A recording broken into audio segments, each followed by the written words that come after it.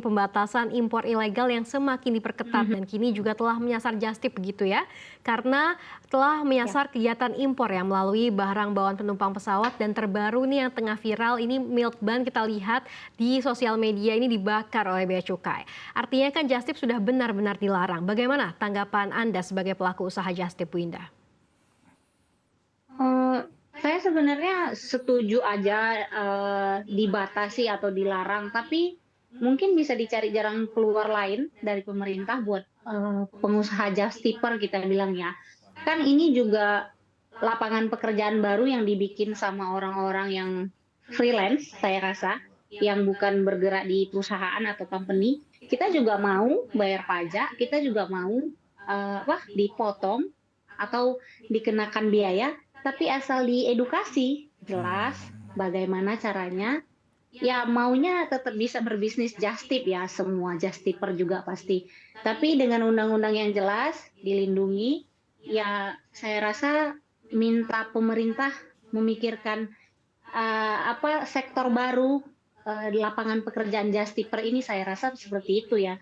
Kalau dianggap merugikan negara, mungkin kita juga pengen pengen jadi menguntungkan negara, tapi caranya nggak mengerti dan tidak tahu. Seperti itu mungkin. Baik, berarti yang dibutuhkan oleh pelaku usaha just tip saat ini adalah sosialisasi dari pemerintah begitu ya terkait dengan bagaimana Ya, peraturan ini ditetapkan begitu. iya. Tapi apakah sudah ada dampak terhadap usaha Anda nih, Bu Indah?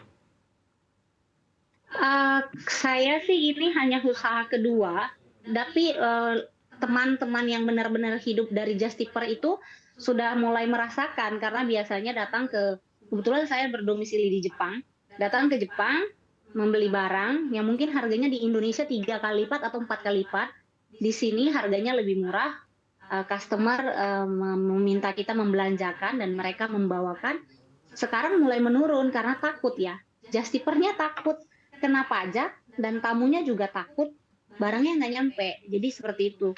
Jadi ya banyak yang dari kita teman-teman just tipper atau yang melakukan usaha ini pengennya sih diedukasi sesegera mungkin biar bisa jalan lagi, biar bisa tetap, buka usaha kecil-kecilan just tip ini tapi juga tidak merugikan negara, seperti itu sih. Oke, Sudah mulai berdampak, sudah mulai banyak yang tidak berani membawa karena takut dengan undang-undang yang belum mengerti itu, saya rasa seperti itu. sebagai pelaku usaha just tippers, bagaimana menurut Anda terkait dengan pengusaha-pengusaha dalam negeri ini yang merasa terancam dengan kehadiran just tippers? Bu Indah, silahkan. Seharusnya kalau just tipers yang kita lakukan sekarang ini, yang teman-teman lakukan juga yang hanya bawa barang, liburan punya bagasi sisa, kita jual ke teman-teman yang butuh, sama-sama membutuhkan, saya rasa itu nggak terlalu berdampak ya buat pemerintahan atau sampai pajak yang rugi banyak, saya rasa, nggak terlalu berdampak. Tapi mungkin yang kayak dibilang Pak Budi tadi, itu mungkin di ekspor impor atau pengiriman barang by kargo ya mungkin. Kalau saya rasa yang kita lakukan di just tipper ini nggak terlalu besar ya, kecil-kecil kok. Nggak, saya kurang tahu untuk negara lain, untuk daerah lain yang sampai Thailand ngirim makanan itu sampai dibakar, itu saya setuju sih.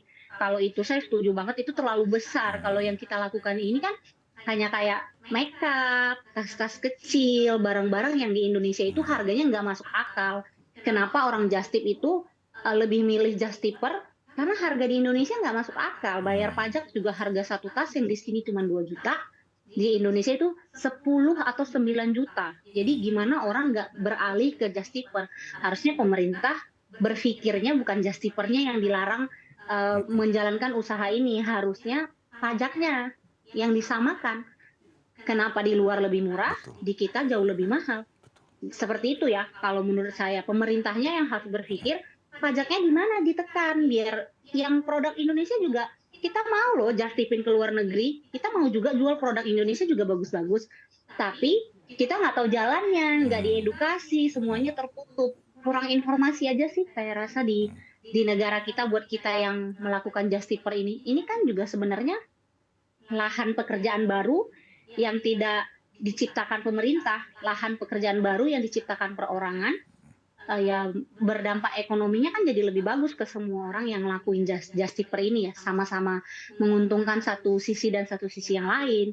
Tapi kalau kita dianggap merugikan negara, ya saya sebagai pelaku Justiper kecil-kecilan saya rasa ya, belum yang besar, saya minta diedukasi. Kita juga pengen kok jadi berkontribusi untuk negara, bermanfaat untuk negara gitu ya. Pasti kan ada caranya.